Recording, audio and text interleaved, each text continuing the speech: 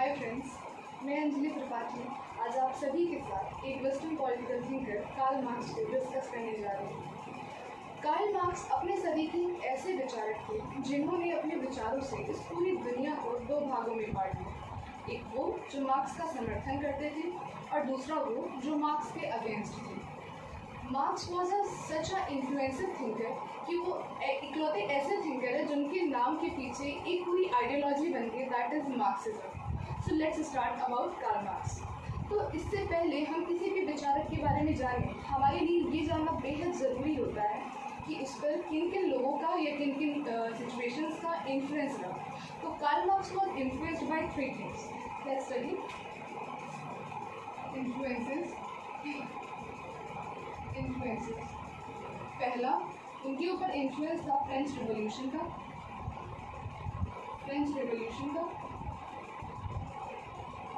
दूसरा, उनके ऊपर इन्फ्लुएंस था ब्रिटिश पॉलिटिकल इकोनॉमी का। और तीसरा, उनके ऊपर इन्फ्लुएंस था जर्मन फिलॉसफी ऑफ हीगल। ठीक है, इन तीनों का उनके ऊपर इन्फ्लुएंस था। फ्रेंच रिवॉल्यूशन का इन्फ्लुएंस से उनको क्या मिला कि इक्वालिटी और फ्रेटर्निटी। उन्होंने ये जाना फ्रेंच रिवॉल्यूशन के बाद कि अच्छा, इक्वालिटी जैसे भी कोई वैल्यूज़ होती है, फ्रेटर्निटी जैसे भी कोई वैल्यूज़ होती हैं। फ्रेंच रिवॉल्यूशन ने इस्टेब्लिश किया कि हाँ, इक्वालिटी की वैल्यू होती है, लोगों को इक्वालिटी मिलने का हक है। ठीक है। Second is British political economy. इसमें दो नाम आते हैं हमारे। पहला है एडम स्मिथ और दूसरा है डेविड रिकार्डो। तो एडम स्मिथ की किताब आती है 1800 समथिंग में, वेल्थ ऑफ नेशंस। तो वेल्थ ऑफ नेशंस को कार्ल मार्क्स पढ़ते हैं और फिर उसको वो क्रिटिसाइज करते हैं। वो कहते हैं ये वेल्थ ऑफ नेशंस नहीं है, ये वेल्थ ऑफ फ्यू है। ठीक है। और रिकार्डो से उनको इंस्पिरेशन मिलता है थ्योरी ऑफ सरप्लस वैल्यू। आगे चल के हम देखेंगे कि मार्क्स ने अपनी भी एक थ्योरी दी है, थ्योरी ऑफ सरप्लस वैल्यू। ठीक है। तो थ्योरी ऑफ सरप्लस वैल्यू का उनको मिलता है। फिर हीगल का उनका इन्फ्लुएंस रहा। हीगल से उन्होंने कई चीज़ें ली, मतलब उनकी फिलॉसफी और हीगल की फिलॉसफी में बस इतना डिफरेंस है कि Hegel was an idealistic thinker whereas Marx was a materialistic thinker. ठीक है। तो हीगल से उन्होंने लिया है डायलेक्टिकल मटेरियलिज्म का कॉन्सेप्ट। और दूसरा जो आगे चल के हम पढ़ेंगे कि कार्ल मार्क्स की थ्योरी ऑफ एलिनेशन है। तो कार्ल मार्क्स की थ्योरी ऑफ एलिनेशन भी बेसिकली वो हीगल से ही लेते हैं। थ्योरी ऑफ एलिनेशन और ये दोनों चीज़ें भले ही हीगल से प्रभावित है मार्क्स, लेकिन वो जितने ही प्रभावित है वो उतना ही क्रिटिसिज्म भी करते हैं हीगल का। ठीक है। तो हम अपनी थ्योरी में अब आगे बढ़ते हैं। तो कार्ल मार्क्स को बहुत बेहतर तरीके से समझने के लिए हमें थोड़ा सा हीगल का बेस पता होना चाहिए, क्योंकि उन्होंने हीगल के इन्फ्लुएंस से डायलेक्टिकल मटेरियलिज्म लिया, एलिनेशन लिया और इसी पे उन्होंने इसको क्रिटिसाइज करते हुए आगे काम किया। तो पहले हमें पता होना चाहिए ना कि वो क्रिटिसाइज क्या कर रहे हैं। तो हम थोड़ा सा हीगल के बारे में पढ़ते हैं। ठीक है। Let's study about Hegel. Hegel जो थे वो प्रूशिया के ऑफिशियल फिलोसफर थे। प्रूशिया एक स्टेट है, वहाँ की उस टाइम पे था अपने वहाँ की ऑफिशियल फिलोसफर थे। और इन्होंने एक बहुत ही बेहतरीन कॉन्सेप्ट दिया अपने हिसाब से अपनी चीज़ को प्रूव करने के लिए। That was state is March of God on earth. State is March of God on earth. एक चीज़ तो इन्होंने ये कही। ठीक है। और दूसरी चीज़ इन्होंने कही, real is rational and rational is real. Real is rational and rational is real. तो जब वो कहते हैं state is March of God on earth, तो इस बात को वो प्रूव कैसे करते हैं? वो कैसे प्रूव करते हैं? कहते हैं कि धरती है, धरती पे हर जगह भगवान है, कण कण में भगवान है। ये यूनिवर्सल कॉन्सेप्ट है, सब मानते हैं, मतलब जो भगवान को मानते हैं वो इस बात को भी मानते हैं। ठीक, उन्होंने कहा हर जगह भगवान है। ठीक है। अब ये हमारा इंडिया है, ये हमारा इंडिया है। ठीक है। तो इंडिया में भी, इंडिया की पूरी टेरिटरी में इंडिया है, क्योंकि इंडिया की कॉन्स्टिट्यूशन के आर्टिकल 1 में क्या कहा गया है, इंडिया इज अ स्टेट, ठीक है, यूनियन ऑफ स्टेट्स। तो इंडिया में हर जगह स्टेट है, स्टेट हर जगह है, धरती पे भगवान हर जगह है, यानी दोनों में कॉमन चीज़ क्या हो गई, ओमनी प्रेजेंस, ओमनी प्रेजेंस यानी सर्वव्यापी, ठीक। भगवान सर्वशक्तिमान है, भगवान जो चाहे किसी के भी साथ कभी भी कर सकता है। इंडिया अपने पूरे में जो इंडिया स्टेट है, एज अ स्टेट सॉवरेन है कि नहीं, इंडिया जो करना चाहे इंटरनली अपने लिए एक्सटर्नली, उसमें वो सर्वशक्तिमान है। तो state as well as God both are omnipotent, omnipotent, ठीक है। भगवान भी सबका भला चाहता है, भगवान किसी का बुरा नहीं करना चाहता कभी। स्टेट भी सबका भला चाहता है, स्टेट ही एक ऐसा इंस्टीट्यूशन है जो वेलफेयर प्रोवाइड कर सकता है, स्टेट ही ऐसा इंस्टीट्यूशन है जहाँ पे रह करके इंसान अपनी ट्रू फ्रीडम अर्जित कर सकता है। तो वेलफेयर का काम भी दोनों करते हैं। तो एक तरह से अगर हम देखें तो इन दोनों का काम सेम है, ठीक है। तो वो स्टेट को गॉड से इक्विवेलेंट मानते हैं, ठीक है। और ये उन्होंने कहा कि ये हमारा गॉड है और ये स्टेट है, और जो अल्टीमेट रियलिटी, जो अंततः सत्य है, वस्तुतः सत्य है, जो रियल है वो गॉड ही है, और जो स्टेट है उसको तो हम अपने रीज़न से चलाते हैं, बनाते हैं, ठीक है। तो ये हमारा रीज़न यानी रैशनल हो गया, ठीक। तो कहीं ना कहीं उन्होंने ये सिद्ध कर दिया कि जो रियल है वही रैशनल, और जो रैशनल है वही रियल है, यानी जो गॉड है वो स्टेट है, और गॉड जो है, God state is March of God on earth. जो गॉड कर सकता है व्यक्तियों के लिए वही स्टेट करता है अपने अंदर रहने वाले व्यक्तियों के लिए, ठीक है। तो state is March of God on earth, और ये, ठीक है। फिर स्टेट एक अल्टीमेट आइडिया है, हीगल के हिसाब से state is an ultimate idea, ठीक है, अल्टीमेट आइडिया, और वो कहते हैं इट इज अ स्पिरिट, ठीक है।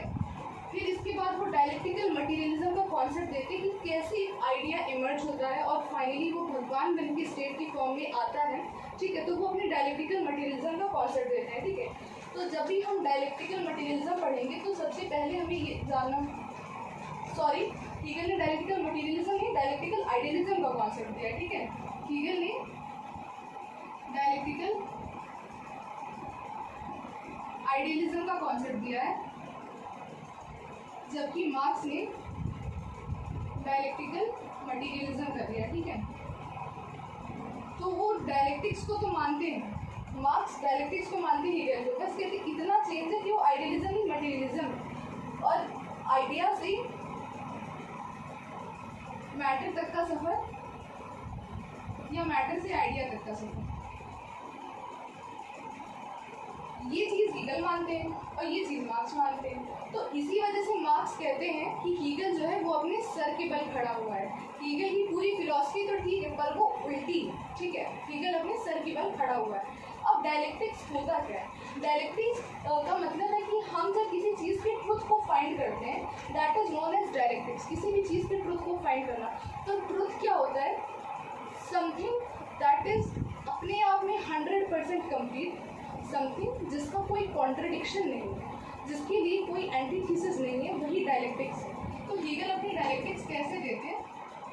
डायलेक्टिक्स वो कहते हैं कि पहले एक थीसिस होती है, ये समाज में प्रचलित होती है, ठीक। फिर एक एंटीथीसिस आती है, एंटीथीसिस आती है जो कहती है कि ये थीसिस गलत है, ये सही है। फिर इन दोनों को मिला करके जो एक बहुत ही परफेक्ट वर्जन निकलता है वो हमारा निकलता है सिंथेसिस, ठीक है। ये डायलेक्टिक्स का कॉन्सेप्ट है कि थीसिस, इसका आएगा एंटीथीसिस, और इसके बाद आएगा इन दोनों से भी कुछ अच्छा अच्छा निकाल के आएगा सिंथेसिस। फॉर एग्जाम्पल हम ले सकते हैं, अगर हम करंट एग्जाम्पल के लिए दें तो अभी ये रिसेंटली सुप्रीम कोर्ट ने कहा कि सेम सेक्स मैरिजेस जो है नॉन हेट्रोसेक्सुअल पीपल के लिए वो सिविल यूनियन का उन्होंने करार दिया है, लेकिन उन्होंने लीगल मैरिज का कोई कॉन्सेप्ट नहीं दिया है कि आप लीगली मैरिड हैं और स्टेट इसको आइडेंटिफाई करे, ऐसा नहीं, वो सिविल यूनियन दिया है, ठीक है। तो सेम सेक्स मैरिज के लिए उन्होंने सिविल यूनियन का कॉन्सेप्ट दिया सुप्रीम कोर्ट ने, सिविल यूनियन का।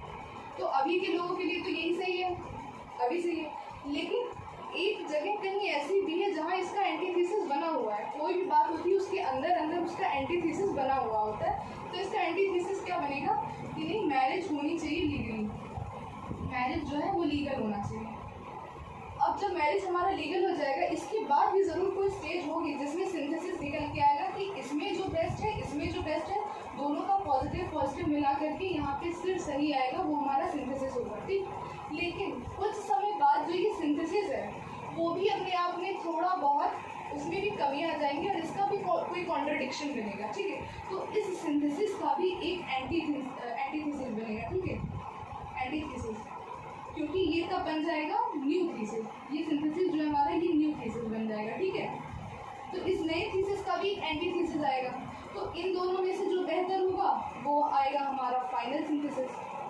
फाइनल सिंथेसिस मतलब ये प्रोसेस आगे तक चलता रह सकता है कि जब तक हमें फाइनल एक ट्रुथ नहीं मिल जाता जो अपने आप में 100% कंप्लीट हो, विदाउट कॉन्ट्रडिक्शन हो, तब तक हम ये प्रोसेस डायलेक्टिक्स का चलाते रहेंगे till we reach final synthesis step.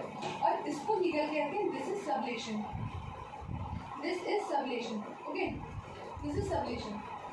तो ये उनका डायलेक्टिक्स का कॉन्सेप्ट है। फिर वो डायलेक्टिक्स के 3 लॉज देते हैं, ठीक है। He gives 3 laws of dialectics.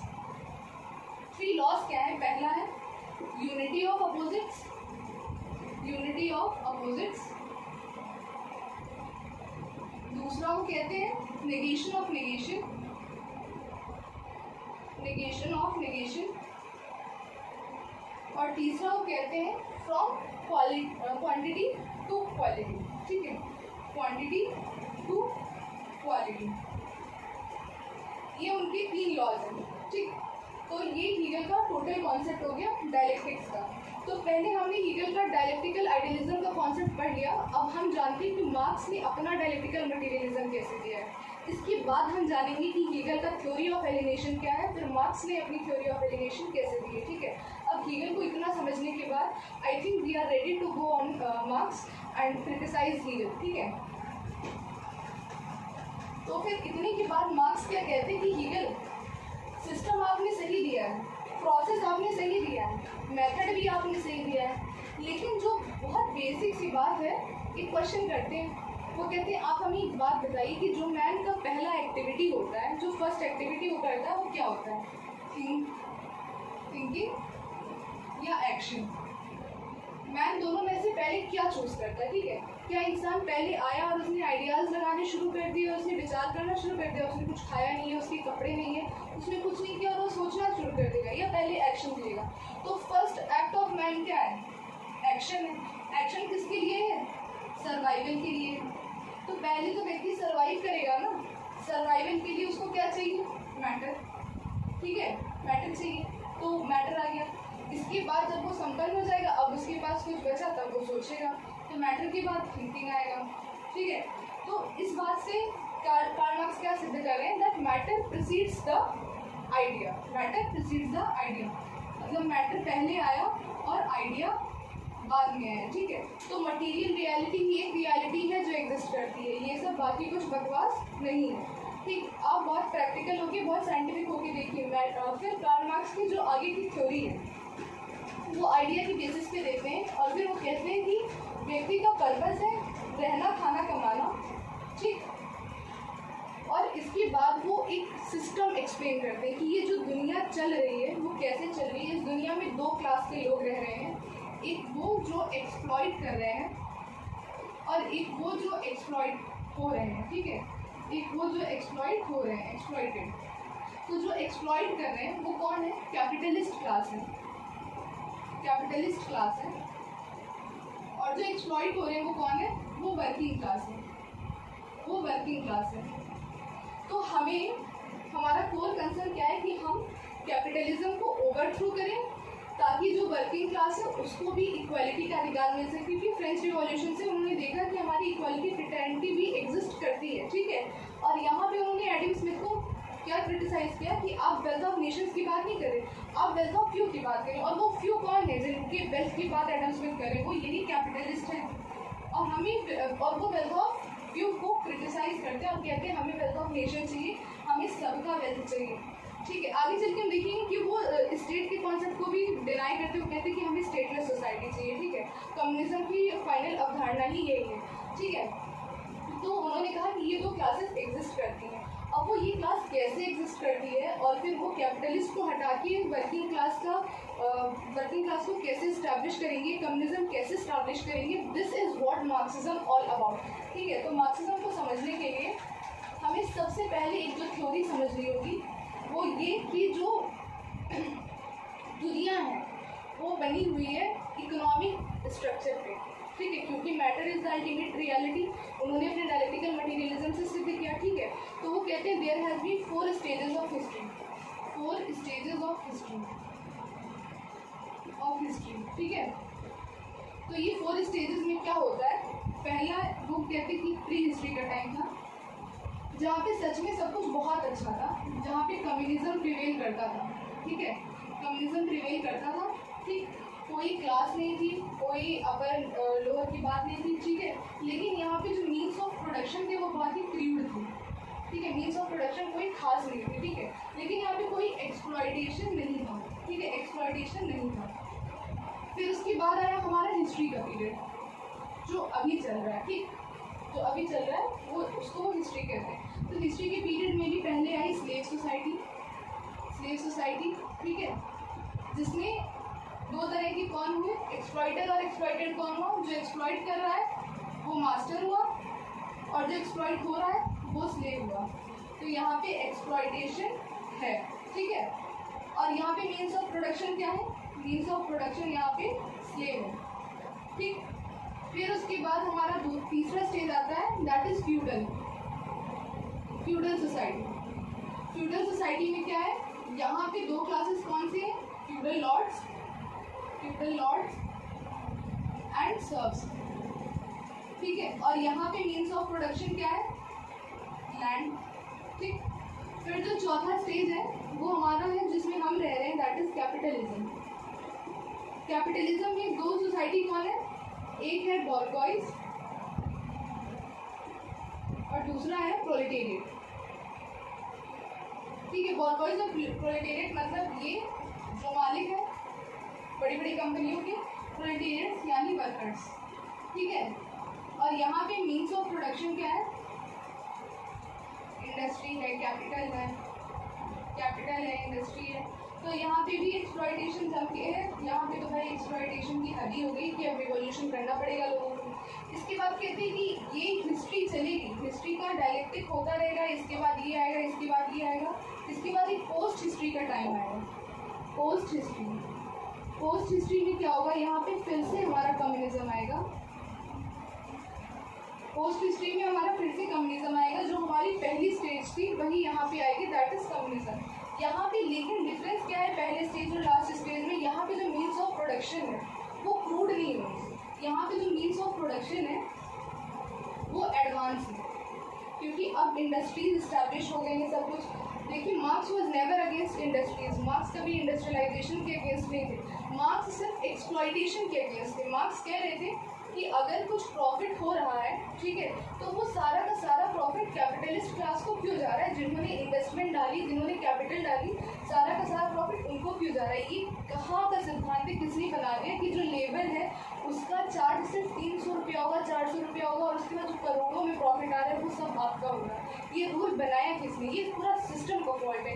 He is against the system of capitalism, okay, he is not against the industrialisation और समथिंग एल्स। तो वो तारीफ करते कि कैपिटलिस्ट सिस्टम ने एक चीज़ बहुत अच्छी की है कि उन्होंने मीन्स ऑफ प्रोडक्शन बहुत अच्छे डेवलप कर दिए। तो यहाँ पे मीन्स ऑफ प्रोडक्शन एडवांस है, जबकि यहाँ पे प्योर है, ठीक है, और यहाँ पे भी एक्सप्लॉयटेशन नहीं होगा। तो ये मार्क्स के 4 स्टेजेस ऑफ हिस्ट्री है जो बताते हैं ऐसा होगा। अब वो कहते हैं कि डायलेक्टिक्स का यूज़ करके उन्होंने बताया कि ऐसा होगा, तो कहते हैं कि डायलेक्टिक्स से ऐसा आएगा कैसे, तो ऐसा ऐसे आएगा कि वो बेस सुपर स्ट्रक्चर मॉडल की बात करते हैं, ठीक है। उनका डायलेक्टिक्स हमें समझने के लिए, मार्क्स का डायलेक्टिक्स समझने के लिए हमें बेस सुपर स्ट्रक्चर मॉडल पता होना बहुत ज़रूरी है। तो मार्क्स का बेस सुपर स्ट्रक्चर मॉडल क्या है, super structure model that is कि ये है, ये सब सुपर स्ट्रक्चर है, ठीक है।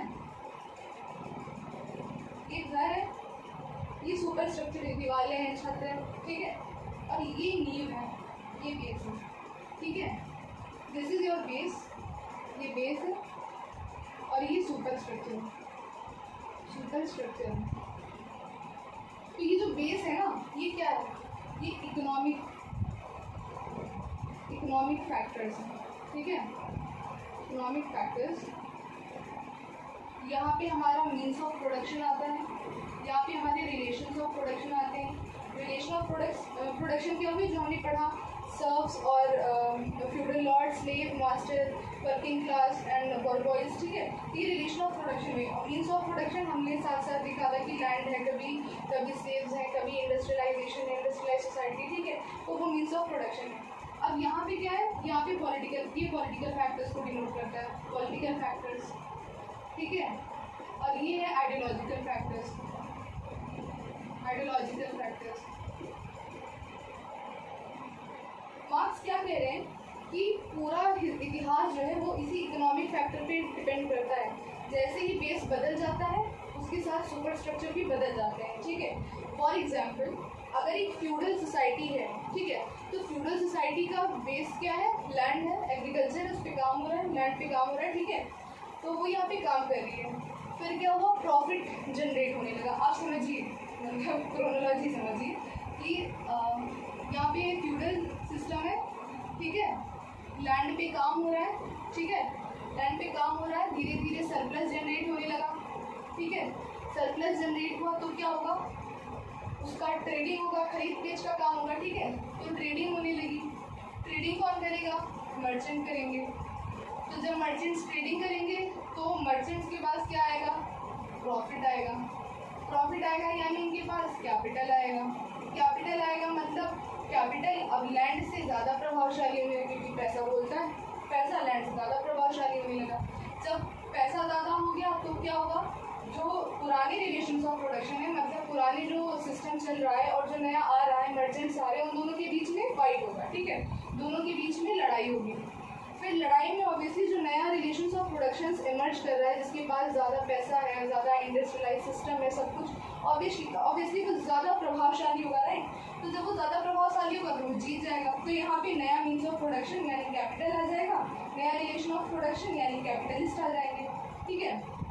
तो अब जब नया आ गया तो उसी की वजह से जो पॉलिटिकल फैक्टर्स हैं, अभी तक पॉलिटिकल फैक्टर्स मतलब क्या हुआ, स्टेट, लॉ, पॉलिसी, ये सब अभी तक वो सब फ्यूडलिज्म के हिसाब से एक्ट कर रहे थे, ठीक है। मान लीजिए अभी तक मोनार्की वगैरह चल रही थी ब्रिटेन में, ब्रिटेन का जो रिवोल्यूशन है वो एक बॉर्बोइज रिवोल्यूशन है, ठीक है। वहाँ पे जो हुआ, वहाँ पे पहले मोनार्की चल रही थी, कैपिटलिस्ट आना शुरू किए। कैपिटलिस्ट ने पहले मोनार्क को दिखाया कि देखिए इतना प्रॉफिट जनरेट हो रहा है, तो मोनार्क क्या किया, सब कुछ देता गया, कैपिटलिस्ट को लीज देता गया। कैपिटलिस्ट एक वक्त पे इतने स्ट्रांग हो गए कि उन्होंने रिवोल्यूशन भी करवाया और फिर रिवोल्यूशन को ओवरथ्रो करके वहाँ पे कॉन्स्टिट्यूशनल मोनार्की स्टैब्लिश कर दी। अब मोनार्की हट के कॉन्स्टिट्यूशनल मोनार्की हो गई और ये खत्म हो गया, ठीक। तो पॉलिटिकल फैक्टर्स ये। आइडियोलॉजिकल फैक्टर्स क्या हुए, हमारा मीडिया हुआ, रिलीजन हुआ, ये सब हमारे आइडियोलॉजिकल फैक्टर्स हैं। तो चेंज क्या है, वो कहते हैं कि एक वक्त पे यहाँ पे रिवोल्यूशन होगा, कैपिटलिस्ट यहाँ पे इतना चूस रहे हैं वर्कर्स को, एक ना एक दिन तो वो थक जाएंगे, एक ना एक दिन तो वो रिवॉल्ट करेंगे, रिवोल्यूशन यहाँ से होगा। तो पॉलिटिकल फैक्टर से उनको कंट्रोल करने की कोशिश की जाएगी, पुलिस कंट्रोल करेगी, लॉज लगाए जाएंगे, लेकिन भाई कब तक लगाए जाएंगे, सहने की तो एक क्षमता होती है। तो जब इससे लोग नहीं संभलेंगे तो वो एक सुप्रीम आइडिया जो काम करता है, रिलीजन, मीडिया, सबको बस बताओ कि सब भाई अच्छा हो रहा है, सब अच्छा चल रहा है, ठीक है, तब आइडियोलॉजिकल फैक्टर काम करेगा।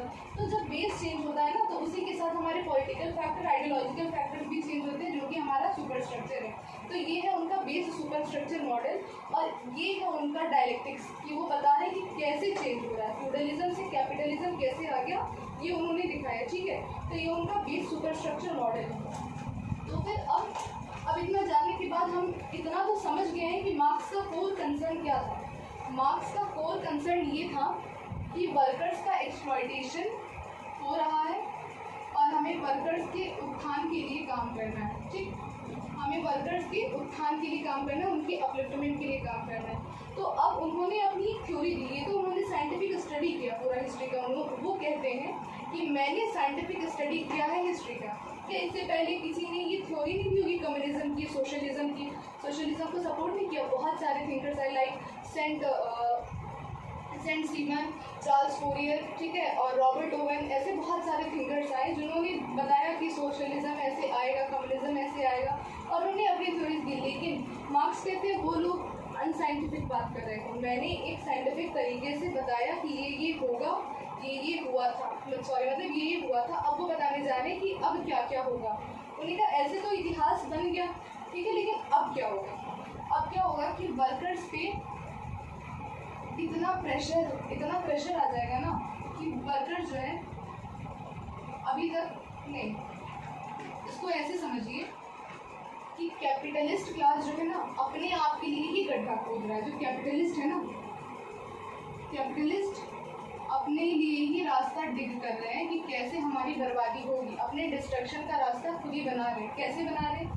कैपिटलिस्ट के अंदर भी फियर्स कंपटीशन है, ठीक है, अपने अंदर उनकी कंपटीशन है, ठीक, कंपटीशन हो रहा है, उसमें से कुछ कैपिटलिस्ट इमर्ज कर रहे हैं, बड़े होते जा रहे हैं। ये इतने कैपिटलिस्ट हैं, मान लीजिए 4 बड़े कैपिटलिस्ट हैं सोसाइटी में, ठीक है, और ये हमारे वर्किंग क्लास है। वर्किंग क्लास तो बहुत सारी है, ये सब वर्किंग क्लास है, ठीक है। हो क्या रहा है कि कैपिटलिस्ट आपस में कम्पीट कर रहे हैं आगे बढ़ने के लिए, ठीक है, they are competing among themself कि हम आगे बढ़ेंगे, ठीक है। इसमें क्या होता है, जो पीछे रह जाते हैं, मान लीजिए ये रह गए, सिर्फ ये तो आगे बढ़े, ये 3 कॉम्पिटिशन से बाहर हो गए। तो कॉम्पिटिशन से बाहर होकर जाएंगे कहाँ भाई? वर्किंग क्लास में आ जाएंगे, ठीक है।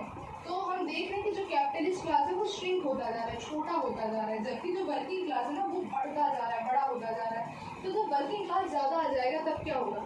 जब वर्किंग क्लास बढ़ जाएगा, यानी मार्केट में परफेक्ट कॉम्पिटिशन चल ही रहा है क्योंकि कुछ है नहीं, तो वर्किंग क्लास जब बढ़ जाएगा बहुत, वर्किंग क्लास बढ़ गया तो क्या होगा? वेजेस कम कर दिए जाएंगे, क्योंकि सबको नौकरी चाहिए तो वेजेस कम हो गए, क्योंकि अनएम्प्लॉयमेंट भी तो बढ़ा, अनएम्प्लॉयमेंट बढ़ा तो वेजेस कम हो गए, वेजेस कम हो गए यानी परचेजिंग जो पावर है, परचेजिंग पावर भी कम हो गई। जब परचेजिंग पावर कम हो गई तो जो कैपिटलिस्ट इतना सारा प्रोडक्शन किए हैं उसको खरीदेगा कौन? कोई नहीं खरीदेगा। जो कैपिटलिस्ट इतना सारा प्रोडक्शन कर रहे हैं उसको कौन खरीदेगा? क्योंकि इनके पास तो परचेजिंग पावर ही नहीं है। तो एक वक्त बाद जब यहाँ पे इस स्टेज पे जाके जब कोई खरीदारी नहीं कर रहा होगा, जब सोसाइटी में एक बहुत बड़ा रिसेशन आ जाएगा, यहाँ पे इकोनॉमी में रिसेशन आ जाएगा, तो ये जो वर्कर्स है ना, workers will then revolt, workers सब रिवॉल्ट करेंगे, ठीक। सोसाइटी में रिसेशन आ गया, इकोनॉमी में रिसेशन आ गया, क्योंकि परचेजिंग पावर है नहीं, कोई कुछ खरीद नहीं सकता है, जीने भर का भी इनको मिल नहीं रहा है, इन लोगों ने रिवॉल्ट कर दिया। अब क्या हुआ? कैपिटलिस्ट ने अपनी फैन को कुल्हाड़ी मारी ना, कम वेजेस दिए, ठीक है, उन लोगों को एक दिन भर का कि आज तुम खाने का ले लो, क्योंकि अगर आज से ज़्यादा का तुमने ले लिया तो तुम काम पे नहीं आओगे, तो उतना ही खुराक दो जिससे इनका आज का काम चल सके, कल का काम ना चले, ठीक है। तो कैपिटलिस्ट ने अपने लिए गड्ढा खोदा और फिर वो इन्हीं पे आके गिरा और रिवोल्यूशन हो गया, ठीक है। तो ये रिवोल्यूशन हुआ, तो क्या कहते हैं मार्क्स कि पहले वर्किंग क्लास जो है ना वो अनकॉन्शियस है, अभी तक उसको पता नहीं कि उसके साथ क्या हो रहा है, क्योंकि फॉल्स कॉन्शियसनेस फैलाई गई है, ठीक है। लेकिन जब लोग देखेंगे कि हमारा एक्सप्लॉयटेशन हो रहा है, अभी तक क्या फील कर रहे हैं, अभी भी सोसाइटी में क्या फीलिंग है कि अरे ये जो कैपिटलिस्ट है ये हिंदू है, हम सब हिंदू हैं, तो ये भाई हमारे लिए काम कर रहा है, ठीक। एक कैपिटलिस्ट मुस्लिम है, हम सब मुस्लिम हैं, ये वाला हमारे लिए काम कर रहा है। तो अभी तक लोगों के अंदर ये चेतना ही नहीं है कि हम क्लास है, हमारे लिए वो कुछ नहीं कर रहा है। बहुत प्रैक्टिकल होकर सोचिए, वो जो कर रहा है वो सिर्फ अपने लिए कर रहा है, ठीक है, वो किसी का भला नहीं चाहता, उसको सिर्फ अपना प्रॉफिट चाहिए, वो जो कर रहा है अपने लिए कर रहा है, ठीक। तो बहुत जब इन लोगों के साथ अति हो जाएगी, जब कुछ नहीं बचेगा, तब ये लोग ये डिसाइड करेंगे अच्छा हम पूरे एक हैं, ना हम हिंदू हैं ना हम मुस्लिम हैं, हम पूरे एक हैं और ये जो है ये एक है, ठीक। तब इनके अंदर फीलिंग डेवलप होगी क्लास इन इटसेल्फ वाली। लेकिन अभी भी बस यही फीलिंग डेवलप हुई कि हम क्लास इन इटसेल्फ है और हमारा शोषण हो रहा है, इनके अंदर अभी इतनी ही फीलिंग डेवलप हुई है, ठीक है। इसके बाद जब अत्याचार की अति हो जाएगी, जब मतलब बिल्कुल रहाइश नहीं है कि अब नहीं सहा जा सकता है, इसके बाद ये डेवलप होंगे क्लास फॉर इटसेल्फ। अभी यहाँ पे इन्हें थोड़ी सी चेतना आई है, लेकिन इनके पास करेज नहीं कि हम रिवॉल्ट करें। लेकिन जब क्लास फॉर इटसेल्फ में ये कन्वर्ट हो जाएंगे तो इनके पास करेज आएगा कि हम रिवॉल्ट करें, तब यहाँ पे आएगा रिवॉल्यूशन। और रिवॉल्यूशन कैसा होगा? ब्लडी रिवॉल्यूशन होगा, वायलेंट रिवॉल्यूशन होगा, नॉर्मल रिवॉल्यूशन नहीं, वायलेंट रिवॉल्यूशन होगा। और वायलेंट रिवोल्यूशन क्यों होगा? क्योंकि मार्क्स कहते हैं दैट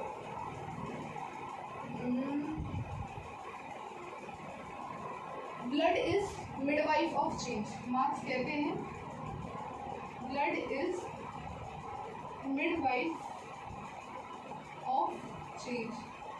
मतलब कभी भी जब मिडवाइफ मतलब वो महिला वो जो प्रसव करती, किसी महिला की डिलीवरी करती, वो मिडवाइफ होती है, ठीक है। Blood is midwife of change मतलब जब भी कोई नया बच्चा पैदा होता है तो ब्लड आता है कि नहीं आता है।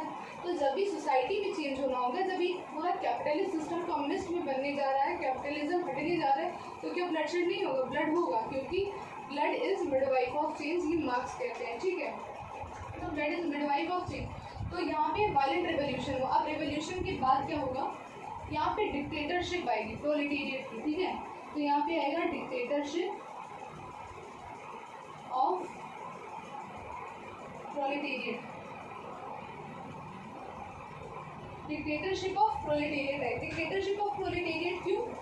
क्योंकि अगर हमने इन्हें डिक्टेटरशिप नहीं दी तो इनके बाद कोई और क्लास आ जाएगी, वो कैपिटलिस्ट बन के हमारे ऊपर रूल करने लगेंगे थोड़े समय के लिए। ये परमानेंट नहीं। Dictatorship of proletariat is temporary. जब तक सब कुछ अपनी जगह पे नहीं हो जाता है, सब कुछ शांत नहीं हो जाता है, थोड़ी देर के लिए डिक्टेटरशिप ऑफ प्रोलेटेरिएट आएगी। इसके बाद क्या होगा? जो स्टेट है, जिस स्टेट में वो रह रहे हैं, वो धीरे धीरे खत्म होने लगेगा। स्टेट विल विदर अवे, ठीक है। State will wither away, state विदर away. तो स्टेट विदर अवे होगा तो मतलब कोई गवर्नमेंट नहीं होगी, गवर्नमेंट नहीं होगी, सिर्फ एडमिनिस्ट्रेशन होगा, एडमिनिस्ट्रेशन होगा, ठीक है। गवर्नमेंट नहीं होगी, एडमिनिस्ट्रेशन होगा, स्टेट विल विदर अवे। और इसके बाद हमारी आएगी स्टेटलेस सोसाइटी। स्टेटलेस सोसाइटी जो कि क्या है? कम्युनिज्म इन्होंने स्टैब्लिश कर दिया। तो यहाँ आया कम्युनिज्म, ठीक है। तो here comes communism, state will wither away and then here comes communism, ठीक। तो ये कहते हैं कि इस तरह से हम कैपिटलिस्ट क्लास को ओवरथ्रो करके कम्युनिज्म ला सकते हैं, ठीक। तो अब एक और इनका कॉन्सेप्ट है थ्योरी ऑफ सरप्लस वैल्यू का, मार्क्स का कॉन्सेप्ट है। ये आई होप सबको समझ में आ गया होगा कि मार्क्स क्या कहना चाह रहे हैं। अभी तक हमने क्या पढ़ा कि मार्क्स ने कैसे बताया, कैसे इंस्पिरेशन लिया हीगल से कि डायलेक्टिकल मटेरियलिज्म क्या होता है। फिर उन्होंने अपनी तरीके से ट्रुथ को इंटरप्रेट करने की कोशिश की कि इतिहास जो है, हिस्ट्री के 4 स्टेजेस बताए। 4 स्टेजेस उन्होंने क्या क्या बताए? पहले कम्युनिज्म था, फिर स्लेव सोसाइटी आई, फिर फ्यूडल सोसाइटी आई, फिर कैपिटलिस्ट आए, और कैपिटलिस्ट के जाने के बाद फिर से कम्युनिज्म की स्थापना होगी, ठीक है। कम्युनिज्म की स्थापना हो गई इनकी, ठीक है। इन्होंने कहा कि जब एक कम्युनिस्ट सोसाइटी आएगी तो वो ऐसी सोसाइटी होगी जहाँ पे I can go as a hunter in the morning, ठीक है, as a fisherman in the afternoon, as a shepherd in the evening and as a critic in at the dinner, ठीक है। मतलब मैं एक टाइम पे 4 काम कर सकता हूँ। मुझे ज़रूरी नहीं है कि मैं वर्कर बन के मैं फैक्ट्री में जाके ही काम करूँ। ये आगे चल के हम थ्योरी ऑफ एलिनेशन में डिस्कस करेंगे, ठीक है। तो ये एक कम्युनिस्ट सोसाइटी ऐसे आई, ठीक। फिर इसके बाद इनका एक कॉन्सेप्ट है थ्योरी ऑफ सरप्लस वैल्यू का, जो हमने कहा था स्टार्टिंग में कि डेविड रिकार्डो से इन्होंने लिया, ठीक है। तो थ्योरी ऑफ सरप्लस वैल्यू क्या कहता है? थ्योरी ऑफ सरप्लस वैल्यू, सबसे पहले वैल्यू क्या है? वैल्यू ना किसी भी चीज़ का मूल्य क्या होता है। तो वैल्यू हमेशा 2 प्रकार की रहेगी। एक तो उस सामान की क्वालिटी की जो वैल्यू होती है, ठीक है, उसकी यूज़ वैल्यू। मतलब चीनी अगर है तो वो मीठी है, चीनी मीठा है, ठीक है, तो वो उसका यूज़ वैल्यू है कि चीनी मीठा है, लेकिन उसका मनी के फॉर्म में कोई वैल्यू नहीं है। और दूसरा वैल्यू होता है एक्सचेंज वैल्यू। एक्सचेंज वैल्यू जिसको हम मनी के टर्म्स में डिनोट करते हैं, ठीक है। एक्सचेंज वैल्यू को हम मनी के टर्म्स में डिनोट करते हैं। तो जो सरप्लस वैल्यू का कॉन्सेप्ट है वो एक्सचेंज वैल्यू की रिस्पेक्ट में है, ठीक है। तो यहाँ पे मार्क्स क्या कहता है कि पहले जब सोसाइटी थी, जब प्री कैपिटलिस्ट सोसाइटी थी, ठीक है, प्री कैपिटलिस्ट सोसाइटी कैसे काम करती है? प्री कैपिटलिस्ट सोसाइटी, यहाँ पे ना पहले लोगों को ज़रूरत होती है, पहले ना नीड होती थी, फिर प्रोडक्शन होता था, फिर मनी के बदले उसको एक्सचेंज किया जाता था, फिर नीड होती थी, फिर प्रोडक्शन होता था, फिर मनी के बदले उसको एक्सचेंज किया जाता था, ठीक है। तो यानी पहले प्रोडक्शन, फिर मनी, फिर प्रोडक्शन, ऐसे होता था। लेकिन जब से कैपिटलिस्ट सोसाइटी आई, जब से कैपिटलिस्ट सोसाइटी आई है वो क्या करते हैं, पैसा लगाते हैं, प्रोडक्शन करते हैं, फिर प्रॉफिट आता है, फिर पैसा लगाते हैं, फिर प्रोडक्शन करते हैं, फिर ये साइकिल चलती जाती है और उनका ये साइकिल कभी ख़त्म नहीं हो रहा है। क्यों? क्योंकि वो सरप्लस प्रोडक्शन कर रहे हैं, क्योंकि सोसाइटी में कंज्यूमरिज्म इतना ज़्यादा आ गया है, सब लोग कंज्यूमरिज्म के पीछे भाग रहे हैं। कैपिटलिस्ट दिखा रहे हैं कि आपको इसकी ज़रूरत है, आप ये खरीदिए, लोग ले रहे हैं और प्रोडक्शन होता जा रहा है, तो ये हो रहा है। अब यहाँ पे क्या जो फैक्टर्स ऑफ प्रोडक्शन है ना, फैक्टर ऑफ प्रोडक्शन में आपका लैंड आया, ठीक है, लैंड आया, फिर लेबर आया, रेंट है, फैक्ट्री है, सब है, रॉ मटेरियल है, ठीक है, ये सब आया।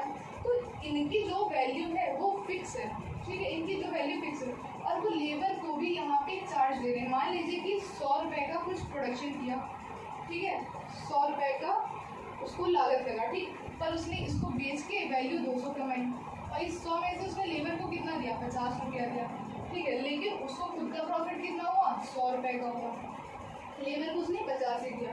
फिर इससे उसने दूसरी फैक्ट्री लगाई, दूसरी फैक्ट्री में उसको फिर से 200 का प्रॉफिट हुआ, इधर उसको प्रॉफिट 400 का हो गया, फिर लेबर का वैल्यू फिक्स है 50 रुपया और जो लेबर प्रोड्यूस कर रहा है, ठीक है, मान लीजिए कि एक शू की कंपनी है, ये शूज़ है और वो शूज़ 1500 रुपये के हैं प्रोड्यूस हुए, ठीक है, 1500 रुपये के प्रोड्यूस हुए और लेबर को चार्ज कितना मिला, 300 रुपया। प्रॉफिट कितना हुआ कैपिटलिस्ट का, मतलब मैं मान रही हूँ कि इस वक्त हमारे पास सिर्फ एक ही सोर्स ऑफ प्रोडक्शन है, मैं लैंड रेंट रॉ मटेरियल नहीं मान रही, ठीक है, इसी को सिर्फ मानिए आप फैक्टर ऑफ प्रोडक्शन, ठीक है। तो प्रॉफिट कितना हुआ कैपिटलिस्ट का, 1200 रुपया हुआ, ठीक है। तो उसने काम इतने का किया है पर उसको मिला सिर्फ इतना है, तो बीच का पैसा कहाँ गया, तो वो जो बीच का पैसा है यही है हमारा सरप्लस वैल्यू, ठीक है। और ये सरप्लस वैल्यू बढ़ाने के लिए कैपिटलिस्ट बहुत सारे तरीके अपनाते हैं। वो कौन से तरीके? काम कराने के घंटे बढ़ा देंगे, ठीक है। जब कैपिटलिस्ट, हमने अभी इससे पहले पढ़ा कि कैपिटलिस्ट में आगे वो होता है, कंपटीशन होता है, तो कुछ ही कैपिटलिस्ट रह जाते हैं और बाकी कैपिटलिस्ट जो होते हैं वो आकर के वर्किंग क्लास को ज्वाइन कर लेते हैं। तब वर्किंग क्लास जब बढ़ जाएगी तो वेजेस कम कर देंगे, इन लोग का ये वर्किंग आवर बढ़ा देते हैं, वेजेस कम कर देते हैं, ठीक है। तो ये सारे तरीके से ये अपना सरप्लस वैल्यू बढ़ाते रहते हैं, ठीक है। तो ये सरप्लस वैल्यू का कॉन्सेप्ट है, ठीक। तो हमने पढ़ लिया इनका सरप्लस वैल्यू का कॉन्सेप्ट, मार्क्स की कम्युनिज्म का कॉन्सेप्ट। अब मार्क्स की बहुत ही सबसे इंटरेस्टिंग और दिलचस्प जो थ्योरी आती है ना, वो है थ्योरी ऑफ एलिनेशन। मार्क्स का थ्योरी ऑफ एलिनेशन, थक गई मैं। थ्योरी ऑफ एलिनेशन,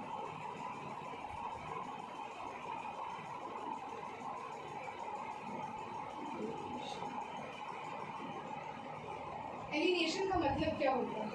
एलिनेशन का मतलब होता है अलग हो जाना, अलग होना। इस थ्योरी को सबसे पहली बार ना हीगल ने किया। हमने भी कहा था ना कि आगे चल के हम हीगल को पढ़ेंगे, तो हीगल का यही है कॉन्ट्रीब्यूशन इसमें।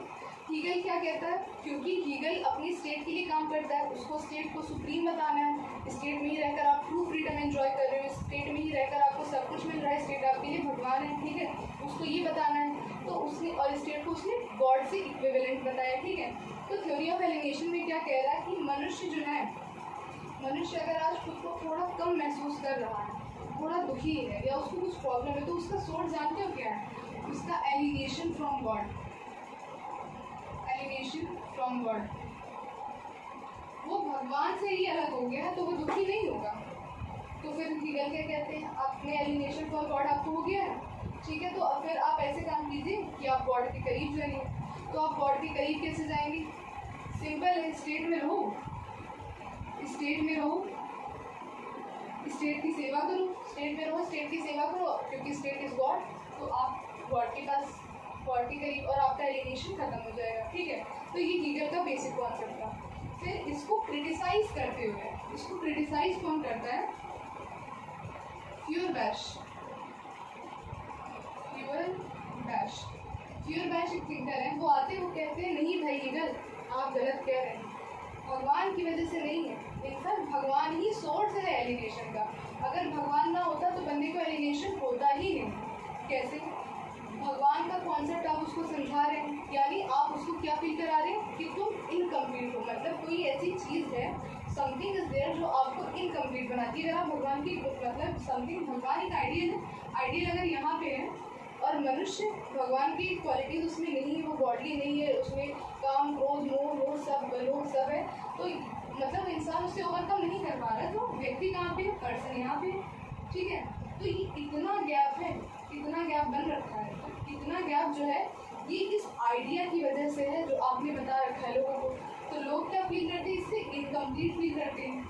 और जब भी कोई इनकम्प्लीट फील करेगा तो उसको कंट्रोल करना आसान है कि नहीं, कि भाई आप ये कर लो, आप कंप्लीट फील करोगे। तो इनको इनकम्प्लीट लोगों को कंट्रोल करना बहुत ईजी है। और उनको कंट्रोल करने के लिए आप क्या कहोगे कि भाई काम क्रोध मोह लोभ से बाहर निकलो, ठीक है। बहुत ज़रूरत नहीं है ज़्यादा पैसा कमाने की, तुम कैपिटलिस्ट बन के क्या करोगे, तुम्हारे अंदर लोभ नहीं होना चाहिए। तो लोग कहेंगे ठीक है, हम वर्किंग क्लास बन के खुश हैं क्योंकि हमारे अंदर लोभ नहीं होना चाहिए, ठीक। लेकिन फिर भी इंस्टिंक्ट तो है ही भाई, और ज़रूरत भी है। तो कैसे बंदे के अंदर लोभ नहीं होगा, लोभ तो आएगा ही आएगा। फिर बंदा जाके कहेगा स्वामी जी से कि नहीं लोभ तो नहीं जा रहा, अब क्या करें। तो स्वामी जी कहेंगे लोभ नहीं जा रहा है तो तुम कुछ ऐसा करो कि भगवान के लिए खुद को समर्पित कर दो। कहेगा क्या करें, धर्म के लिए लड़ाई हो रही है, जाओ धर्म के लिए लड़ाई कर लो। धर्म के लिए लड़ाई करोगे तो फिर धर्म के कारण से मरोगे, तुम्हें स्वर्ग मिलेगा, जन्नत मिलेगी, राइट।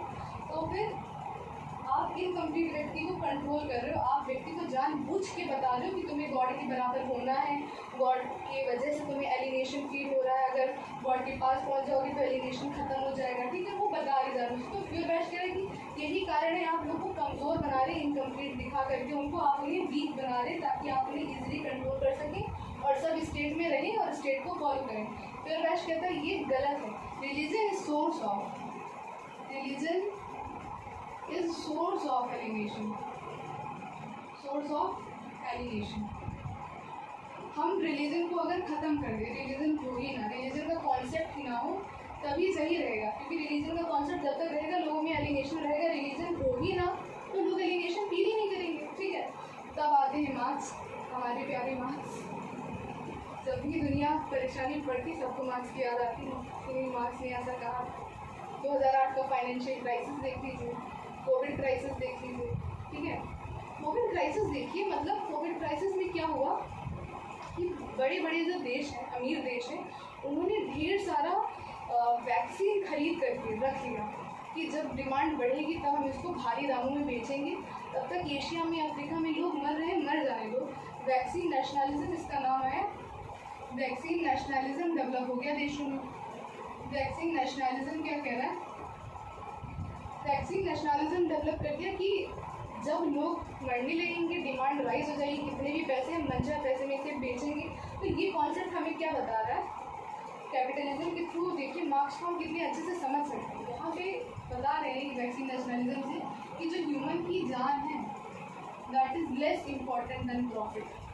मतलब अगर लाइफ में कुछ अल्टीमेटली इम्पॉर्टेंट है तो यही है, यही इम्पॉर्टेंट है, प्रॉफिट इम्पॉर्टेंट है। ह्यूमन क्या है, पोस्ट पैदा होते हैं तो मर जाएंगे, क्या दिक्कत है ना। तो वैक्सीन नेशनलिज्म के कॉन्सेप्ट में हमें मार्क्स की बहुत याद आई, हमें याद, आप भी जानिए, आपको भी याद आएगी आगे से कभी ऐसा बात, ठीक है। तो एलिनेशन पे थे हम, तो एलिनेशन गॉड से है। प्योर वैष्णव को क्रिटिसाइज किया, कहा religion is source of alienation, अगर रिलीजन नहीं होगा तो एलिनेशन नहीं होगा, ठीक है। तो फिर क्या हुआ, मार्क्स कहते हैं भाई प्योर वैष्णव तुम बात एकदम ठीक कह रहे हो, तुम्हारी बात में बहुत दम है। Religion is the opium of masses, religion is the opium of masses, opium of masses. Opium ही क्यों कहते हैं, ओपियम ही उन्होंने कुछ क्यों कहा, कुछ और क्यों नहीं कहा, क्योंकि ओपियम से एडिक्शन होता है, एडिक्शन होता है, ठीक है।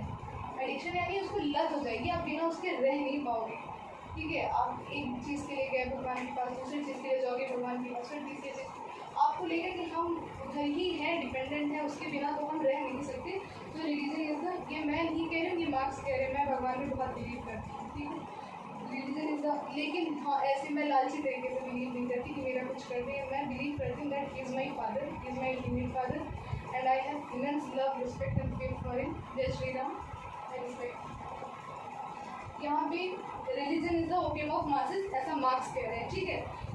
तो वो कहते हैं लेकिन अकेले रिलीजन कॉज नहीं है एलिनेशन का, रिलीजन को तो हटाना है। भाई प्योर वैष्णव सही कह रहा है कि रिलीजन को तो हटाना है, इसको तो ख़त्म करना ही करना है। तो रिलीजन का कोई काम नहीं, रिलीजन लोगों को बरगलाता है, ठीक है। एंड सेकेंड क्या कॉज उन्होंने बताया, कैपिटलिज्म। वो कहते हैं कि capitalism is the real cause of alienation. अब कैसे, अब हमें मार्क्स को समझना है कि कैपिटलिज्म कैसे real cause of alienation, capitalism कैसे है रियल कॉज ऑफ एलिनेशन। तो कैपिटलिज्म वो कहते हैं कि कुछ ह्यूमन नेचर होता है, ह्यूमन नेचर की बात कर रहे हैं यहाँ पे मार्क्स, ह्यूमन नेचर।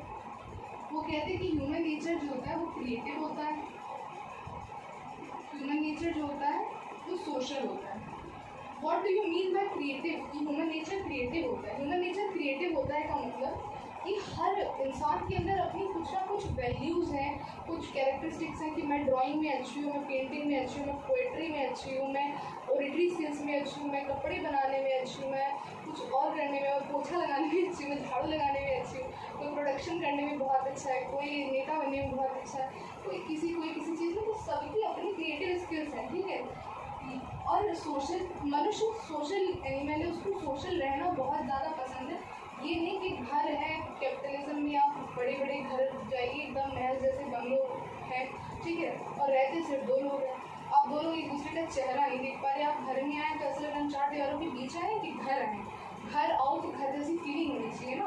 तो काम ऐसा हो कि काम पे जाने का मन करे, और घर ऐसा हो कि लौट के आने का मन करे। ये वाला कॉन्सेप्ट ह्यूमन नेचर के थ्रू मार्क्स बताना चाह रहे हैं, क्या कि काम ऐसा हो कि जाने का मन करे, और घर ऐसा हो कि लौट के आने का मन करे, ठीक है। तो ये दो चीज़ें ऐसे होनी चाहिए। लेकिन कैपिटलिज्म ने लोगों के अंदर क्या फीड कर रखा है, एक आइडिया बना दिया कि अगर तुम्हारे पास कार है, एसी है, अपना घर है, ठीक है, अपना घर है, ये सब कुछ अगर तुम्हारे पास है तो तुम संपन्न लाइफ जी रहे हो, ठीक है।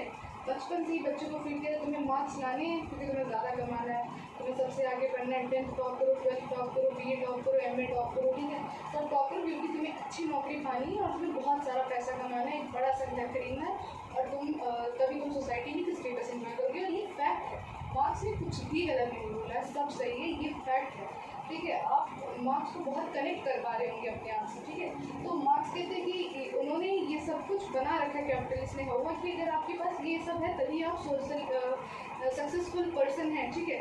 तो ये तो आज के मतलब ये है कि पैसा है तभी है, और पैसा नहीं है तो आप कुछ नहीं है, ठीक है। तो कैपिटलिज्म ये बताता है कि आपके अंदर ये होना चाहिए, और मैन सोशल एनिमल है। लेकिन वो कहते हैं कि कैपिटलिज्म ने इन दोनों ही चीज़ों से इंसान को दूर कर दिया है, क्योंकि पर्सन क्या कर रहा है, उसको हमेशा कमाने की होड़ लगी हुई है, उसको सिर्फ पैसा चाहिए, उसको सिर्फ पैसा चाहिए, ठीक।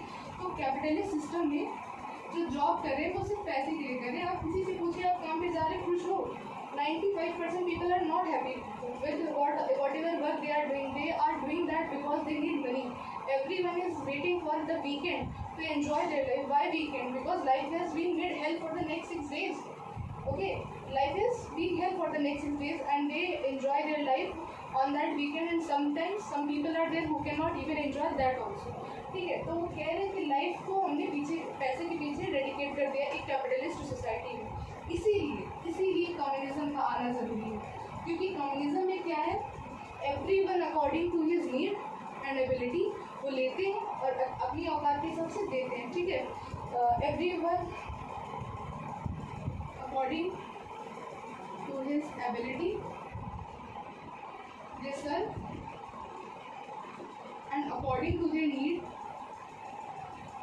दे टेक, ठीक है। जो जिस काम में अच्छा है, कम्युनिस्ट सोसाइटी में ये है कि जो जिस काम में अच्छा वो वही करेगा, और वो सर्व करेगा सोसाइटी में, और उसको जितना चाहिए जो चाहिए वो ले लेगा। इस सिस्टम में सब बहुत हैप्पी हैं, क्योंकि हर कोई सिर्फ वही कर रहा है जो वो चाहता है, वो ज़बरदस्ती पैसे की होड़ में नहीं भाग रहा है, हर कोई सिर्फ वही कर रहा है जो वो व्यक्ति चाहता है। इसीलिए ये ह्यूमन नेचर है, और ह्यूमन नेचर आप कम्युनिज्म में एंजॉय कर सकते हैं। और मैंने बताया कि कैसे एलिनेशन में आपको कैपिटलिज्म ने अपने ह्यूमन नेचर से ही डिवाइड कर दिया है। तो वो एलिनेशन की बात करते हैं, तो फिर वो कहते हैं कि there are 4 type of alienation, ठीक है। 4 टाइप ऑफ एलिनेशन कैसे हैं, 4 टाइप ऑफ एलिनेशन,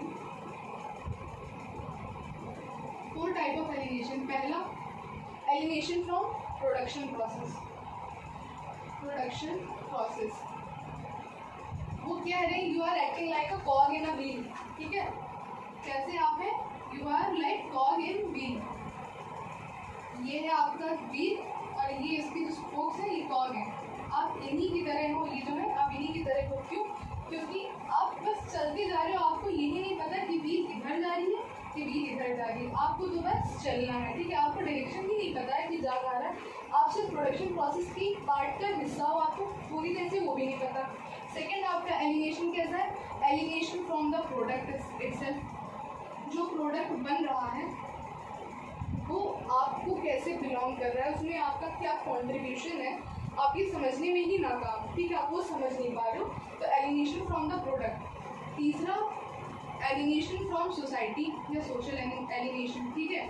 बताया मैंने कि कभी कभी छुट्टियों में भी लोग घर पे नहीं जा पाते क्योंकि उन्हें पता ही नहीं है कि छुट्टी क्या होती है, क्योंकि वो चले जाएंगे तो पैसा कैसे आएगा, ठीक है। लाइक अगर आपकी फ्रेंड का शादी है कल, पर कल मंडे है, मान लीजिए कल संडे है, लेकिन मान लीजिए कि कल मंडे और आपकी फ्रेंड की शादी है, ठीक है। पर आप जाएंगे तो आपके 2000 रुपये कट जाएंगे प्राइवेट कंपनी में, ठीक है। तो आपके जब 2000 रुपये कट गए तो आपका लॉस हुआ, पर आपको 2000 की सख्त ज़रूरत है, आप जा नहीं सकते। तो यहाँ पे आप सोसाइटी से भी एलिनेट हो गए, यू आर सोशली एलिनेटेड। और चौथा है एलिनेशन फ्रॉम सेल्फ। अब आपका अपना कुछ बचा कहाँ? सब कुछ तो आपने इस कैपिटलिस्ट सिस्टम को समर्पित कर दिया, आपका अपना कुछ है ही नहीं। You are just working like a cog in the wheel, ठीक है। तो एलिनेशन फ्रॉम सेल्फ, तो वो मार्क्स चार्ट टाइप के एलिनेशन की बात करते हैं, ठीक। तो मार्क्स के ये पूरे कॉन्सेप्ट्स हो गए। अब मार्क्स की क्रिटिसिज्म की अगर हम बात करें, ठीक है, मार्क्स की क्रिटिसिज्म की बात करें, हाँ इसके बाद मैंने कहा था कि मैं आगे बताऊंगी। तो यहाँ पे ही देखिए, जब एक कम्युनिस्ट सोसाइटी, कैपिटलिज्म में हम ये सब नहीं कर पा रहे ना, कैपिटलिज्म में हम वही कर रहे हैं जो हम जिस जॉब में इंडल्ज हैं, जिसके लिए हमें पैसा मिल रहा है हम वो कर रहे हैं। लेकिन एक कम्युनिस्ट सोसाइटी में क्या होगा, यहाँ पे मार्क्स कहते हैं कि कम्युनिस्ट सोसाइटी की वो ब्यूटी दिखा रहे हैं एक सेंटेंस के through, that I will be a hunter in morning में वो हंटर रहेंगे। आई will be a fisherman in the afternoon, ठीक है। फिर आई विल बी, हंटर हो गया, फिशरमैन हो गया, I will be a shepherd in the evening,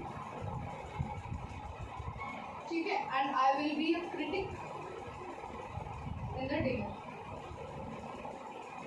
वो कह रहे हैं कि मैं हंटर रहूँगा, फिशरमैन रहूँगा, शेपर्ड रहूँगा, क्रिटिक रहूँगा, मैं ये सब कुछ कर सकता हूँ एट अ टाइम, क्योंकि मैं कम्युनिस्ट सोसाइटी में हूँ। मैं जो भी कंट्रीब्यूशन देना चाहूँ सोसाइटी को अपने, मैं वो कंट्रीब्यूशन दे सकता हूँ, मैं वो दूंगा, ठीक है।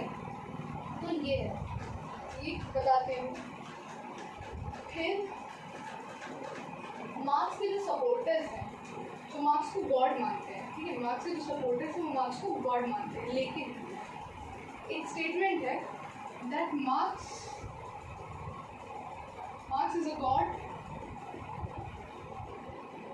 who has failed. Marx is a god who has failed. क्यों? Who has failed? क्योंकि गॉड कभी फेल नहीं होता अपनी योजना में। भगवान को तो जो करना है वो कराते रहेंगे। आप किसी को बहुत पसंद करते हो पर वो आपको नहीं करता है, गॉड चाहते ही नहीं है वो आपको पसंद करे, गॉड चाहते हैं कि आप दोनों साथ दे दें, तो वो फेल हो, तो गॉड को करवा देंगे। गॉड कभी फेल नहीं होंगे। गॉड की जो योजना है अपने दिमाग में, गॉड वही करेंगे जो उन्होंने आपके लिए डिस्टाइन किया है। एवरीथिंग इज प्री डिस्टाइन, ठीक। कोई है वही है जो राम रची राखा। लेकिन मार्क्स इज दैट गॉड जो अपने फॉलोअर्स के लिए गॉड है, लेकिन वो फेल हो गए। क्यों? क्योंकि जो उनका अल्टीमेट एम था कम्युनिज्म, जो उनका अल्टीमेट एम है वो कहीं नहीं आया, अभी तक कभी नहीं आया। उन्होंने जिन जिन विचारों की बात की थी वो कहीं इस्टेब्लिश नहीं हुए। मतलब सोशलिज्म तक तो काफ़ी सोसाइटीज आई, लेकिन कैपिटलिस्ट सोसाइटी है अभी तक रिवोल्यूशन नहीं देखने को मिल रहा है, रिवोल्यूशन नहीं हो रहा है। और ना ही कम्युनिस्ट सोसाइटी अभी तक आई। तो मार्क्स है अभी तक वो फेल है, अभी फ्यूचर में क्या हो पता नहीं, ठीक है। तो marks is a God who has failed, ठीक, ये स्टेटमेंट है। अब क्रिटिसिज्म देख लेते हैं हम मार्क्स का क्रिटिसिज्म कैसे होता है, ठीक है। तो मार्क्स को क्रिटिसाइज जो है दोनों स्कॉलर्स करते हैं, जैसे साइंस,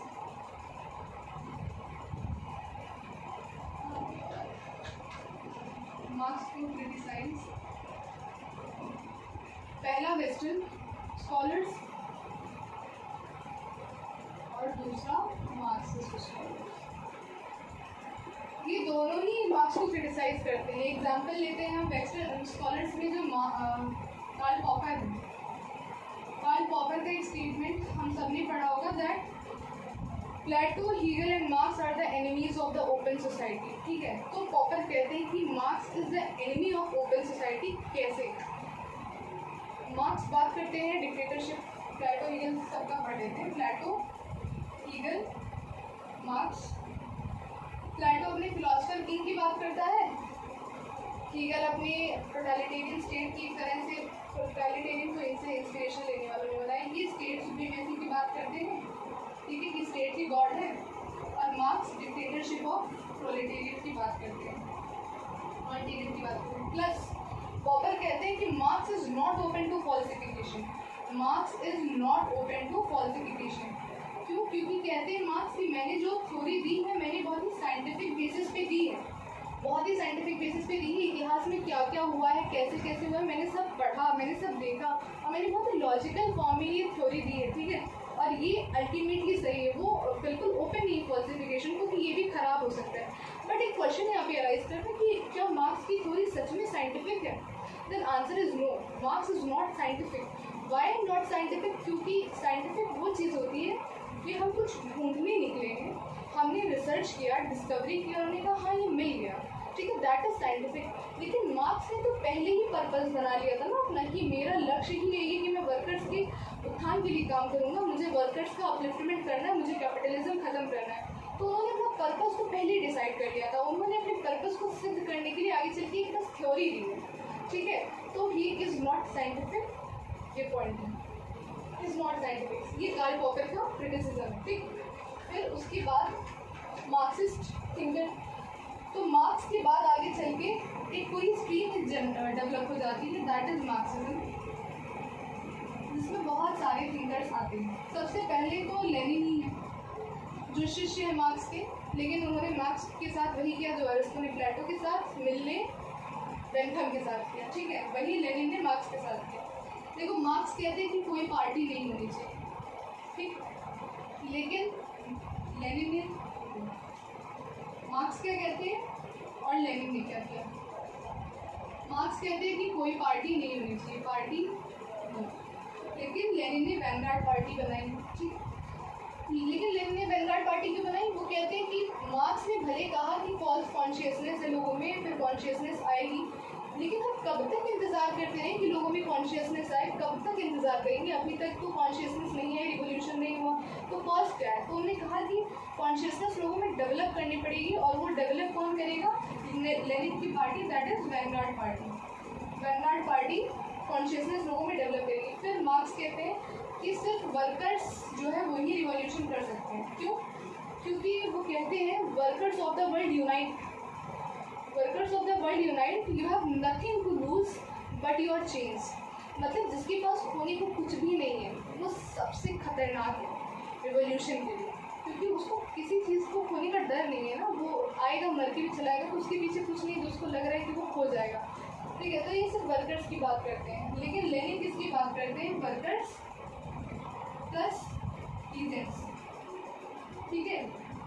वो कहते हैं कि रेवोल्यूशन एक एडवांस्ड कैपिटलिस्ट सोसाइटी में होगा, ठीक है, एडवांस्ड कैपिटलिस्ट सोसाइटी में होगा, लेकिन लेनिन कहते हैं कि रेवोल्यूशन एक सेमी फ्यूडल सोसाइटी में भी हो सकता है, एक सेमी फ्यूडल सोसाइटी में भी हो सकता है। तो these are the basic differences between the Lenin and the Marx. और मार्क्स, लेनिन इस बात से चिंतित है कि इतने वर्ष तो बीते जा रहे, कैपिटलिज्म इतना लोगों को एक्सप्लॉइट कर रहा है, लेकिन रिवोल्यूशन हो क्यों नहीं रहा है? तो उनका लेनिन को अलग से पढ़ेंगे कभी कि हाईएस्ट फॉर्म ऑफ कैपिटलिज्म को इंपीरियलिज्म बताते हैं, और उसके पीछे वो काफ़ी थ्योरीज इनकी भी अपनी बहुत इंटरेस्टिंग है, ठीक है। तो वो लेनिन ऐसा कहते हैं, तो ये बेसिक डिफरेंस है, ठीक है। इसके बाद एक और थिंकर है हमारे, वो है Gramsci, who is known as father of new Marxism, ठीक है। ग्रामशी एक इटालियन थिंकर है जिन्हें जेल भेज दिया गया था, और उन्होंने जेल में ही अपनी किताब लिखी प्रिजन नोटबुक, और जेल में उन्होंने ये किताब लिखी और इसी में इन्होंने न्यू मार्क्सिज्म की आइडियोलॉजी डेवलप की, न्यू मार्क्सिज्म। भाई सही तो है, मार्क्स ने सब कुछ सही कहा कि जो कैपिटलिस्ट क्लास है वो इतना सब कुछ कर रहे हैं, लोग को एक्सप्लॉइट कर रहे हैं, ये सब सत्य है।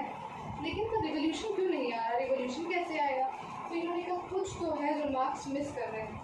तो क्योंकि ग्रामशी मार्क्स के काफ़ी बाद आए, तो एक चीज़ है ना कि समय के साथ सब बदलता है। समय के साथ अगर हमारा दुश्मन पहले लाठी रखता था और अब वो पिस्टल रखने लगा है, तो उससे रिटेलिएट करने के लिए हम भी तब लाठी रखते थे, तो हमें भी तो पिस्टल चाहिए होगी ना। तो हमें भी कुछ ऐसा चाहिए कि कुछ थ्योरी में चेंजेस लाने पड़ेंगे। पहले जब तब कैपिटलिज्म था तब शायद ये सारी चीज़ें अब नहीं थी जो ग्रामशी बताने जा रहे हैं, उस टाइम पे नहीं रही होंगी। तो मार्क्स ने अपनी थ्योरी दी, मार्क्स की थ्योरी हो सकता है उस टाइम के लिए बहुत रेलेवेंट रही हो, लेकिन आज के टाइम के लिए मार्क्स की थ्योरी रेलेवेंट नहीं है, क्योंकि ग्रामशी कहते कुछ मार्क्स ने मिस किया है। वो क्या मिस किया है? That element is the cultural factor. Cultural factor को मार्क्स ने मिस कर दिया है। क्यों? वो कहते हैं कि हेजिमनी क्रिएट कर रखी है उन्होंने कल्चरल फैक्टर के थ्रू। हेजिमनी की बात करते हैं, वो कहते हैं कि कैपिटलिस्ट अकेले नहीं रूल कर रहे हैं, कैपिटलिस्ट अकेले नहीं एक्सप्लॉइट कर रहे हैं, उनके पीछे पूरा सिस्टम है, मीडिया है, सिविल सोसाइटी ऑर्गेनाइजेशन है, बहुत सारी जो हर जगह बता रही है कैपिटलिज्म सही है, यही सही, यही सही, ये करो, ये सब सही है, सिस्टम सही है। तो उन्होंने लोगों के माइंड में एक हेजिमनी बना दी है, ठीक है, कि ये पूरा सिस्टम ही सही है, इसको फॉलो करना, इसमें रहना ही सही है। इसीलिए जो वर्कर्स हैं वो अपना प्रॉफिट देखने लगे कैपिटलिस्ट क्लास में, वो मतलब थोड़े से भ्रमित हो गए हैं। उन्हें लग रहा है कि हम भी कैपिटलिज्म में रहेंगे तो हमारा भी फ़ायदा हो जाएगा, और ऐसा हो भी रहा है। लेकिन कितनों का हो रहा है? 100 वर्कर्स में से अगर 2 वर्कर कैपिटलिस्ट में थोड़े से सक्सेसफुल हो भी गए, ठीक है, तो उसमें क्या ही हो जाएगा, थोड़े से वर्कर्स आगे, लेकिन बाकी 98 का तो शोषण हो रहा है ना। लेकिन वो दुनिया को क्या दिखाने देखी, वो दोनों गए थे, नॉर्मल बैकग्राउंड से थे, और उन्होंने दिनों दिन रातों रात ये तरक्की पा ली, ठीक है, कैपिटलिस्ट में कर दिया। तो ये जो पूरी हेजिमनी क्रिएट की हुई है ना, कल्चरल फैक्टर्स के थ्रू हेजिमनी क्रिएट की है सिविल सोसाइटी ऑर्गेनाइजेशन ने कैपिटलिस्ट क्लास में मिल करके, ठीक है। तो हमें रिवॉल्यूशन लाना पड़ेगा। मार्क्स सिर्फ एक स्टेज की रिवॉल्यूशन की बात करते हैं, दैट इज बेस का। लेकिन जो ग्रामशी है वो कहते हैं कि नहीं, जो सुपर स्ट्रक्चर है हमारा उसको आप इग्नोर मत कीजिए। मार्क्स सुपर स्ट्रक्चर भी बहुत इंपॉर्टेंट है, वो सुपर स्ट्रक्चर को भी स्ट्रक्चर कंसिडर करते हैं। ग्रामशी सुपर स्ट्रक्चर को भी स्ट्रक्चर कंसिडर करते हैं और कहते हैं कि सुपर स्ट्रक्चर ही बेसिकली है जिसने ये पूरा हेजिमनी क्रिएट करके रखा है, ठीक है। इसीलिए हमें 2 स्टेजेस में रिवॉल्यूशन चाहिए, पहला at the stage of civil society, ठीक है, और दूसरा फिर उसके बाद वायलेंट रिवॉल्यूशन, जिसकी बात आपने की, ठीक है। और ये तो दिनों दिन हो जाएगा, लेकिन जो असली रिवॉल्यूशन लाना है ना वो सिविल सोसाइटी के फॉर्म में लाना है। And this is war of position and this is war of manoeuvre, ठीक है। तो ये क्रिटिसिज्म रहा मार्क्स का। एंड आई थिंक हमने मार्क्स को काफ़ी अच्छे से कवर कर लिया है। हम लोग इसे कंसोलिडेट कर देते हैं 1 मिनट में, ठीक है। I am very much tired, मैं खड़ी नहीं हो पा रही, ठीक है। तो हमने मार्क्स के बारे में सबसे पहले क्या पढ़ा, सम अप करते हैं हम लोग। सबसे पहले हम लोगों ने मार्क्स के बारे में पढ़ा कि उनके इन्फ्लुएंस बाय, ठीक है। फिर हम लोगों ने हीगल को पढ़ा। हीगल का हमने क्या पढ़ा, स्टेट पढ़ा। फिर हम लोगों ने इनका थ्योरी ऑफ डायलेक्टिकल मटेरियलिज्म पढ़ा, डायलेक्टिकल आइडियलिज्म, और फिर हमने इनका पढ़ा स्टेट और एलिनेशन, थ्योरी ऑफ एलिनेशन। ये हमने हीगल के बारे में पढ़ा ना सबने। फिर उसके बाद हमने क्या किया, हमने कम्युनिज्म को समझा कि कैसे कैपिटलिज्म को ओवरथ्रो करके कम्युनिज्म आएगा, ठीक है। फिर इसके बाद हमने थ्योरी ऑफ सरप्लस वैल्यू को समझा हम लोगों ने, ठीक है। फिर हमने रिवोल्यूशन समझा कि कैसे रिवोल्यूशन आएगा और रिवोल्यूशन की क्या स्टेजेस होंगे। इसके पहले हम लोगों ने एक और चीज़ समझी थी, किसी ने बोला नहीं, स्टेजेस ऑफ हिस्ट्री भी हम लोगों ने समझा, ठीक है। स्टेजेस ऑफ हिस्ट्री समझा हम लोगों ने, रिवोल्यूशन हो गया। फिर उसके बाद मार्क्स का थ्योरी ऑफ एलिनेशन, मार्क्स का थ्योरी ऑफ एलिनेशन हमने समझा। फिर हमने मार्क्स का क्रिटिसिज्म समझा, दोनों स्कॉलर्स का, एक वेस्टर्न और फिर मार्क्सिस्ट स्कॉलर्स का, मार्क्सिस्ट में हमने सिर्फ 2 ही स्कॉलर्स का क्रिटिसिज्म पढ़ा, बहुत सारे स्कॉलर्स हैं, लेकिन हमने पढ़ा किसको, लेनिन को और ग्रामशी को, ठीक है। और लास्ट में जो मुझे सबसे पहले कहना चाहिए था, मैं लास्ट में कहूँगी, मार्क्स ने ये कहा अभी तक जो पॉलिटिकल फिलोसफर्स आए, they have tried to interpret the world, उन्होंने इंटरप्रेट करने की कोशिश की है दुनिया को, इतिहास को, सब कुछ, but the fact is to change the world. अभी तक जो थिंकर्स आए उन्होंने दुनिया को इंटरप्रेट किया, लेकिन किसी ने उसे चेंज करने की कोशिश नहीं की, चेंज करने की थ्योरी नहीं की।